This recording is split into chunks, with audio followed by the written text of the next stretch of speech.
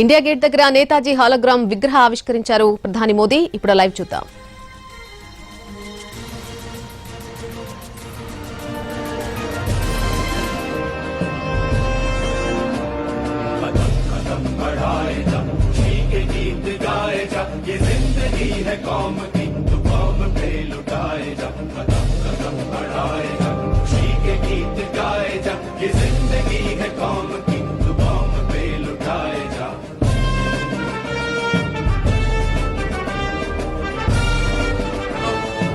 आजादी के अमृत महोत्सव का संकल्प है कि भारत अपनी पहचान और प्रेरणाओं को पुनर्जीवित करेगा. ये दुर्भाग्य रहा कि आजादी के बाद देश की संस्कृति और संस्कारों के साथ ही अनेक महान व्यक्तित्वों के योगदान को मिटाने का काम किया गया. स्वाधीनता संग्राम में लाखों लाख देशवासियों की तपस्या शामिल थी, लेकिन उनके इतिहास को भी सीमित करने की कोशिश हुई. लेकिन आज आजादी के दशकों बाद देश उन गलतियों को डंके की चोट पर सुधार रहा है, ठीक कर रहा है. आप देखिए, बाबा साहब आंबेडकर से जुड़े पंच तीर्थों को देश उनकी गरिमा के अनुरूप विकसित कर रहा है. स्टैच्यू ऑफ यूनिटी आज पूरी दुनिया में सरदार वल्लभ भाई पटेल के यशगान की तीर्थ बन गई है. भगवान बिरसा मुंडा की जयंती को जनजातीय गौरव दिवस के रूप में मनाने की शुरुआत भी हम सब ने कर दी है. आदिवासी समाज के योगदान और इतिहास को सामने लाने के लिए अलग अलग राज्यों में आदिवासी म्यूजियम्स बनाए जा रहे हैं और नेताजी सुभाष चंद्र बोस के जीवन से जुड़ी हर विरासत को भी देश पूरे गौरव से संजो रहा है.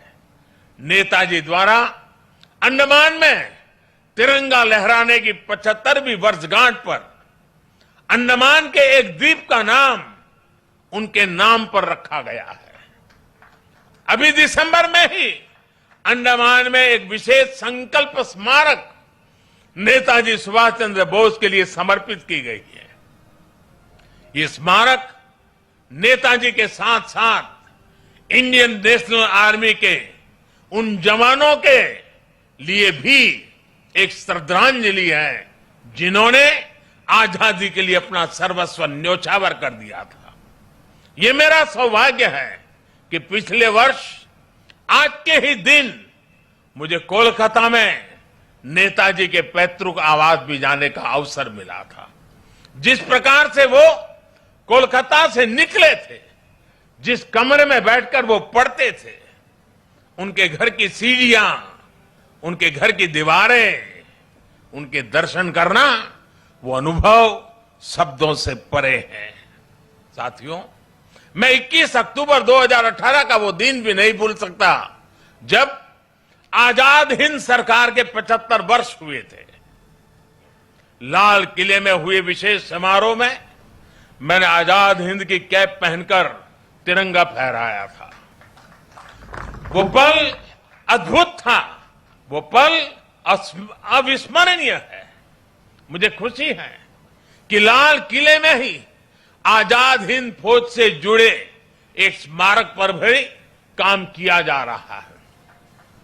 2019 में 26 जनवरी की परेड में आजाद हिंद फौज के पूर्व सैनिकों को देखकर मन जितना प्रफुल्लित हुआ, वो भी मेरी अनमोल स्मृति है. और इससे भी मैं अपना सौभाग्य मानता हूं कि हमारी सरकार को नेताजी से जुड़ी फाइलों को सार्वजनिक करने का अवसर मिला.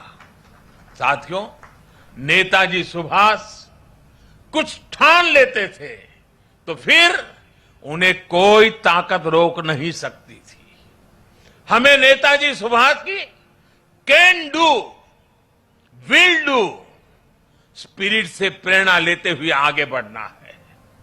वो ये जानते थे, तभी ये बात हमेशा कहते थे, भारत में राष्ट्रवाद ने ऐसी सृजनात्मक शक्ति का संचार किया है जो सदियों से लोगों के अंदर सोई पड़ी थी।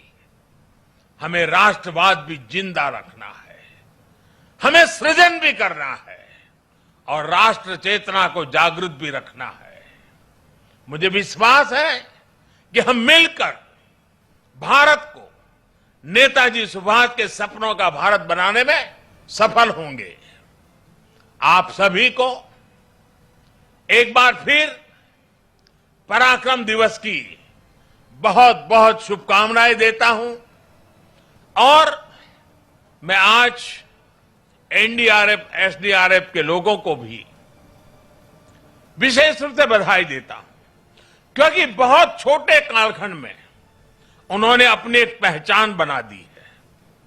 आज कहीं पर भी आपदा हो या आपदा के संबंधित संभावनाओं की खबरें हो, साइक्लोन जैसी, और जब एनडीआरएफ के जवान यूनिफॉर्म में दिखते हैं, सामान्य मानवी को एक भरोसा हो जाता है कि अब मदद पहुंच गई। इतने कम समय में किसी संस्था और इसके यूनिफॉर्म की पहचान बनना, यानी जैसे हमारे देश में कोई तकलीफ हो और सेना के जवान आ जाएं, तो सामान्य मानवी को संतोष हो जाता है, भाई बस अब ये लोग आ गए हैं। वैसा ही आज एनडीआरएफ और एसडीआरएफ के जवानों ने अपने पराक्रम से ये करके दिया।